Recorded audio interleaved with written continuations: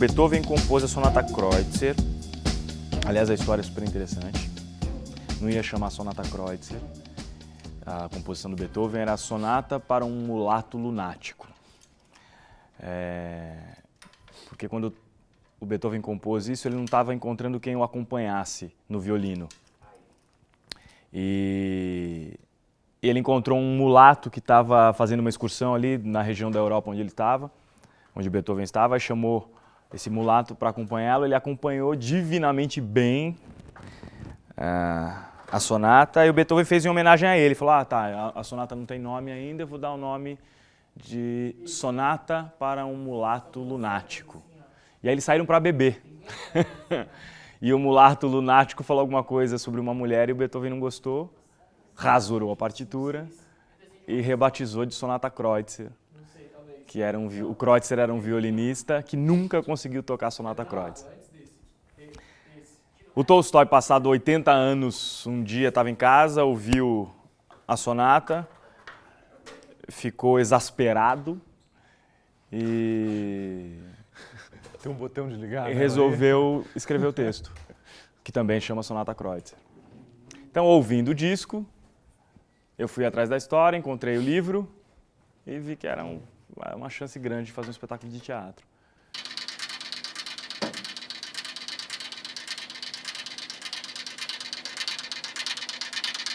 Vocês mudaram tons de interpretação, tons de cena, que então a palavra está vindo de outro jeito, que ainda não dá muito para cobrar isso, sabe? Acho que ensaiando hoje de novo, vocês vão juntar a história mais também. De alguma maneira a gente ainda está adaptando, né? Acho que esse processo não é um processo completamente concluído, né? A gente faz alterações, a gente mexe, e provavelmente continuaremos fazendo isso ao longo da temporada, descobrindo coisas. Não é um trabalho que está encerrado da minha parte. A gente sempre mexe, né?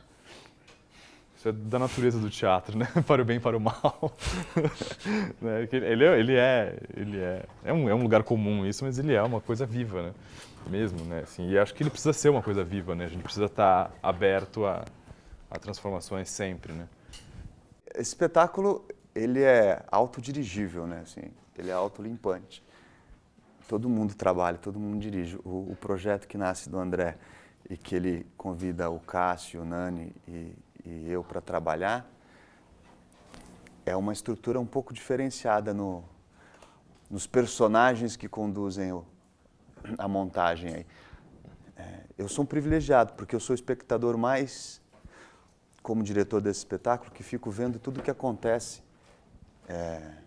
cada detalhe, cada coisa que vai sendo apresentada.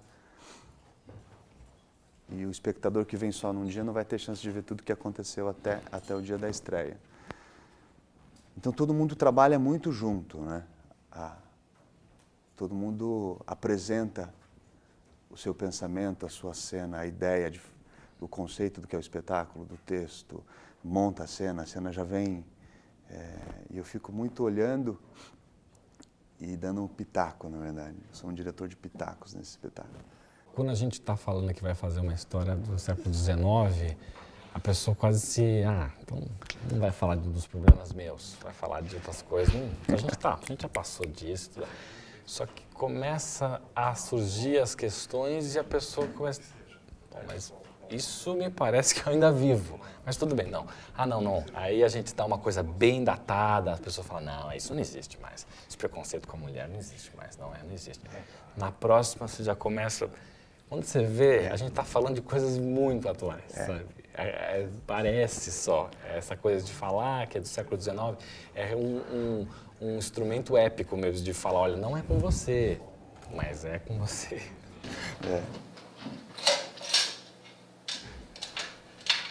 Esse texto me parece que cada dia vai ser feito de um jeito, assim, sabe?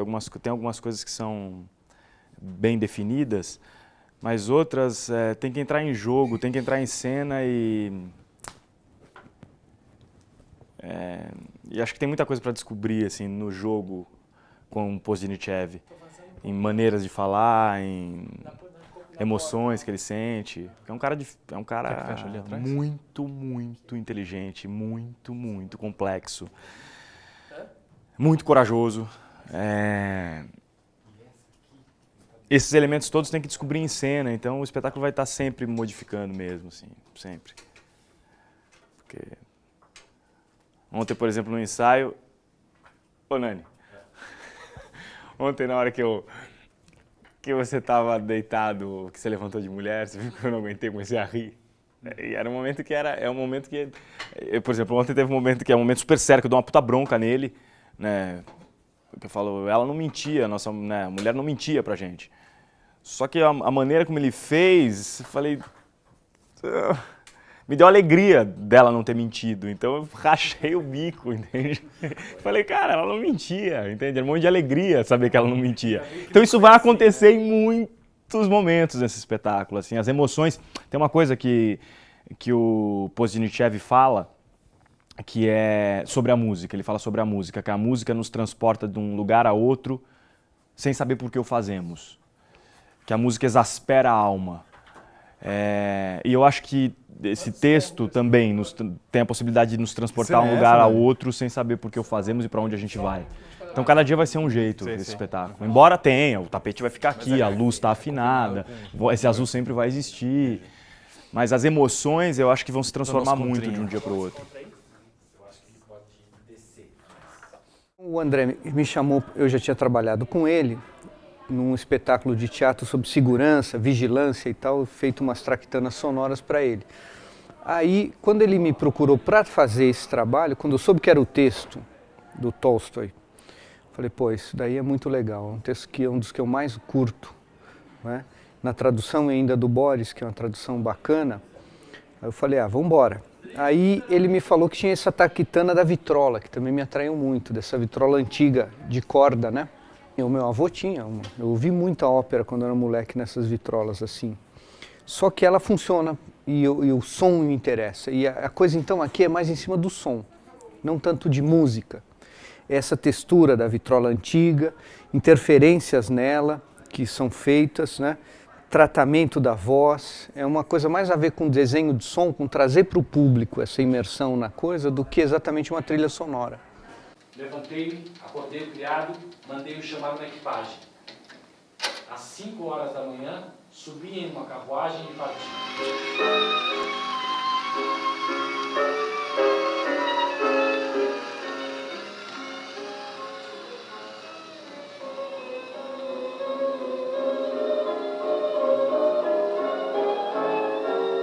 Quando eu vi essa vitrola lá em Buenos Aires,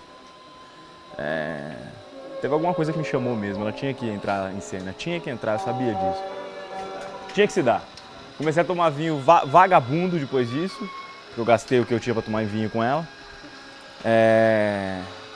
Mas era necessário, assim, compartilhar, sabe? É um espetáculo que surge... Puta, não surge de uma ideia, quero falar sobre tal coisa, surge da vitrola, entende? Surge desse momento. É um acaso criativo, né? É um acaso, e um acaso que foi levando outro acaso, e a gente não sabe até onde vai isso, né? O disco surgiu também, do nada, é um acaso eu ter comprado no meio e ter vindo a Sonata Kreutzer.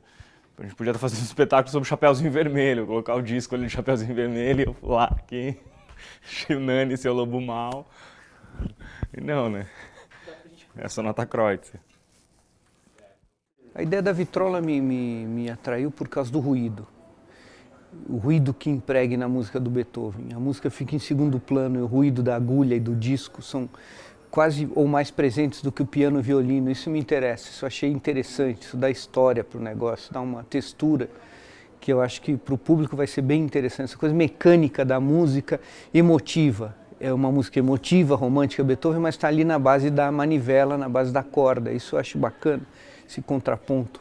Ela é acústica e ao mesmo tempo ela é totalmente artificial em termos sonoros, porque a gente ouve um negócio que não é nem o piano, não é nem o violino, e é agregado com toda essa ruidagem. Então, a partir daí foi o meu foco de interesse para trazer essa sonoridade para fora, né? Então, a concepção mais ou menos é de desenho sonoro aqui.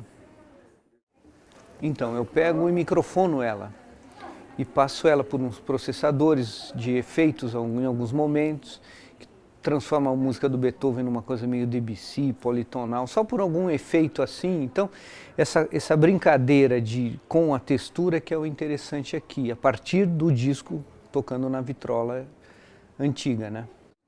Eu estou curtindo, porque é o tipo de coisa que eu gosto de ver em teatro. Quer dizer, a mágica acontecendo, ele põe o disco, a mágica e o truque. O truque é, como é que aquele som está saindo daquela vitrola? Porque tudo é invisível, os microfones, tudo é invisível. Então, tem uma coisa de circo, de artifício, de artificial, que é o que eu curto na coisa da arte. É justamente esse lado artificial dela. Acho que no espetáculo tem uma coisa muito interessante, que ele é quase cinematográfico no sentido de detalhe. Você tem focos numa câmera, que é muito específico. A gente seleciona o que o espectador vai ler, né? Ou o que você vai oferecer de leitura para o espectador. E eu acho que o espetáculo tem muito disso, porque ele é muito milimétrico, ele é muito limpo, no sentido, até a sujeira é limpa. Porque a narrativa puxa isso um pouco da gente. Ela é muito clara, o personagem é muito certeiro, é muito objetivo. Ele começa contando a peça, ele abre o espetáculo dizendo: eu matei minha mulher, não vai ser fácil ficar diante de mim. E começa a contar por quê. Então a gente já sabe o que vai acontecer. E como uma boa trama de policial, que você sabe que o cara vai matar a mulher no final, ele anunciou, o que é legal do espetáculo, eu acho que vão acontecendo de uma certa forma falsas pistas. Uhum. Porque ele fala, de repente, que ele tem uma grande paixão pela mulher. E como é que um homem que tem uma grande paixão, um grande amor pela mulher mataria? Então parece que não vai mais matar, daqui a pouco parece que ele vai matar no momento que não é aquele momento. Uhum. Sem perder que é uma história que a gente está contando. Né? Não tem uma encenação que reconstitui situações, que reconstitui dramaticamente as situações. Não, tudo é muito claro, muito objetivo no que diz respeito à palavra. A palavra vai saindo desses atores e informando mesmo, até como um jornal quase, o que acontece nessa história até o final. Existe alguma coisa na natureza do teatro, isso não é uma crítica em relação aos monólogos de forma alguma, mas existe alguma coisa na natureza do teatro que de alguma maneira convida para uma experiência coletiva, né? E quando a gente pensa em espetáculos narrativos, não é só o caso da Sonata, isso é bastante usual, assim, que se parta de pelo menos 2 atores em cena para construir essa narração que está submetida a algo maior que é o teatro, né? Quando você tem 2 atores, abre-se uma possibilidade de jogo entre um ator e outro ator que desaparece quando você tem um único ator, né? Ali, quando você tem um único ator em cena, você tem essa possibilidade deste cara se relacionando com o espaço, com a cenografia, com a plateia, com a iluminação. Mas quando tem um segundo sujeito em cena, mesmo que nós sejamos o mesmo personagem, eu tenho essa possibilidade absolutamente fundamental dentro do teatro de que eu posso jogar com ele, ele pode jogar comigo. No caso dessa peça, acho que existe uma outra coisa, que é você vai constituir uma imagem do Poznichev quando você escuta e vê o André representando esse personagem, e você vai ter uma outra visão, uma outra leitura do Poznichev quando você vê o Nani representando. Quer dizer, existe alguma coisa, existe um ganho aí em termos de complexidade no que diz respeito à construção de uma imagem dessa figura. Não só a imagem física, mas também a imagem psicológica que se possa construir dele, porque são 2 subjetividades distintas, a do Nani e a do André. Como são subjetividades distintas, quaisquer 2 pessoas que se colocam em cena, né? Acho que tem uma coisa isso é uma particularidade, uma característica minha e do Nani, que é tentar se aproximar ao máximo desse cara, assim, sabe? Entender o que eu pego no texto e falo o que nele, o que tem nele que tem muito em mim, né? E quais as questões dele que já batem diretamente com as minhas. Então, a pesquisa é essa. Essa aqui tá certa, né? Esse contrinho aqui. É ser esse cara mesmo, entendeu? Não na interpretação, na representação. E ser no jogo mesmo, saber por que ele está dizendo aquilo, entendeu? E isso a cada dia se descobre, né? Então a pesquisa vai ser para sempre, assim. Por que ele mata a mulher? Porque eu também mataria, em algum momento. Por que ele quer casar? Porque em algum momento eu também quero, todo mundo quer. Acho que a pesquisa é nesse sentido, assim, de construção. Entender as forças que movem ele e onde essas forças estão em mim, sabe? Por que é que algumas histórias nunca deixam de ser contadas, né? Se você pensar desde os contos infantis eternos, ou as tragédias gregas, ou os textos de Shakespeare, os clássicos e tudo, por que é que eles nunca deixam de ser contados? Eu peguei um pouco o Cássio e o André falando aquela hora dos dois atores, né?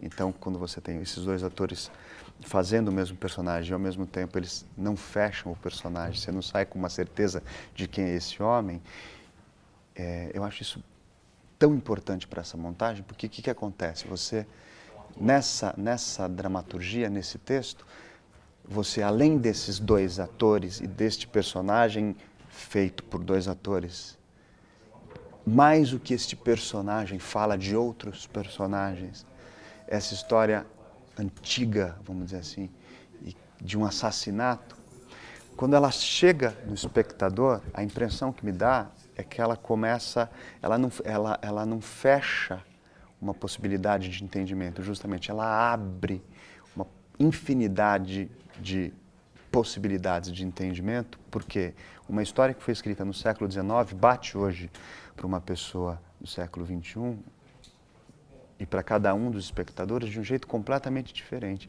Então o que me vem é que essa imagem, esse punhal do Poznichev, quando entra dentro dessa mulher e abre, e ele fala isso, essa coisa, uma coisa linda, ele fala, depois que o punhal entrou e teve a resistência do espartilho, ele entrou numa coisa mole. Parece que é isso que acontece comigo quando eu vejo um ensaio, uma corrida do espetáculo. Ele entra e abre uma infinita possibilidade de imagens, de sensações, de entendimentos. Pior, bate nos nossos preconceitos, bate nos nossos conceitos e a gente faz julgamentos sobre o personagem, a gente faz uma série de coisas que é do século XXI, que é de agora. Então é uma imagem, é fractal mesmo, no sentido de que abre uma, abre outra, abre outra, abre outra. E você cria 1,5 milhão de Poznichevs dentro de você. Eu acho isso do caralho. Então, uma coisa que acontece aqui, deste tamanho, uma narrativa, é uma adaga perigosa que entra no espectador e abre, faz ele lembrar de coisas que ele já tinha esquecido fazia tempo, sabe? Assim, eu acho isso do caralho. Estão ensaiando Marcação de Luz, eu estou acabando de gravar as últimas coisas da vitrola, os últimos sons da vitrola, que eu vou reprocessar. Mas o interessante é que o Beethoven é um cara muito interessante, porque e o texto aborda isso de uma forma muito clara, ele fala, a música exaspera, e Beethoven é exasperante, mesmo nos momentos mais clichês, mesmo quando ele vira música de caminhão de gás, o Beethoven tem na base dele uma coisa, um conflito tremendo na criação dele, no material dele. Eu não estou falando de coisas exteriores à música, a música dele é extremamente tensa e por isso extremamente atual ainda. Você ouvir Beethoven é ouvir uma voz que tem algo a dizer sobre os dias de hoje também. Então, o Beethoven, na Sonata Kreutzer, especialmente aqui no caso desse espetáculo, ela é um pretexto, ela é um ponto de partida para o texto. Pode passar. Pode passar. Tem problema não. Pega ela, pega ela. Pega ela. Então, a sonata do Beethoven é a base do texto do Tolstói, só que o Tolstói utiliza ela quase como com uma ode de ódio a essa música, né, na personagem. Então, a música tem um papel de vilão que é extremamente interessante, eu acho, no texto. O Nani era só músico quando ele se conheceu, e aí ele começou a trabalhar com o nosso grupo, porque o nosso grupo não, era aluno de teatro, e aí foi se apaixonando, foi se fudendo. Foi uma paixão louca, desvairada. Eu era músico, querer, né? eu era músico e achei que fosse ser músico para sempre. Fui tocar numa peça da EAD, que o cello, a turma, que o cello trabalhava na EAD, e a partir dali me apaixonei tanto pelas pessoas como pelo aquele meio de vida, aquele processo criativo, porque a música, ela, por mais que você tenha grupos e tudo mais, eu acho ela um processo bem mais solitário, né? Tanto de estudo, de evolução e tudo mais. Você pode, claro, eu adoro, sempre tive bandas e tudo mais, mas eu vejo o músico como uma pessoa no quartinho, estudando com ele, introspectivo. E essa possibilidade de criar em grupo, onde as pessoas trocam ideia, onde as pessoas socializam coisas e tudo mais, isso abriu uma chave para mim que, por ser muito tímido, que sempre fui, essa coisa introspectiva, músico e tudo mais, para mim foi perturbador e revelador, assim. Eu fiquei surpreso o quanto eu, tímido do jeito que eu sempre fui, no palco não ser tímido. Sem dúvida isso é surpreendente, O quanto essa questão egóica, né, que eu acho que a timidez tem sim a ver com ego, com uma proteção, com o quanto isso vai para um outro lugar e o que você quer expressar e tudo mais vem à tona, maior que qualquer coisa. Eu me surpreendi, sim, no começo, hoje em dia não mais, né, porque nem já mudei. Mas no começo, sem dúvida, me surpreendi muito nessa possibilidade de ser ator. Eu não acreditava também, eu falava... E meus amigos, então, que sempre me conheceram músico, até hoje, alguns que... Virou ator, virei ator.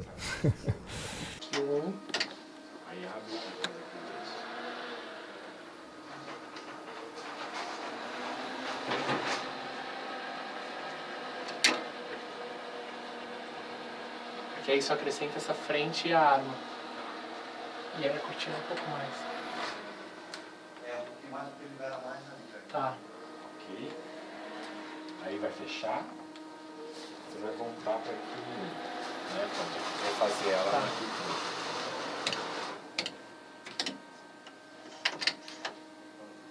Voltamos aí.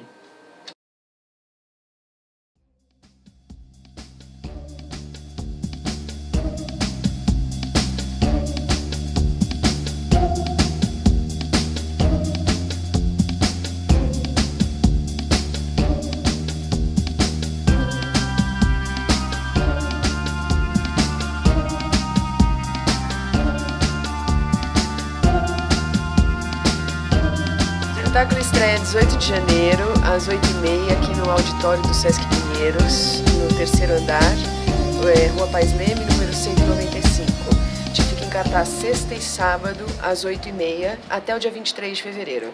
25 de janeiro, que é feriado, a apresentação é 5h30. É isso.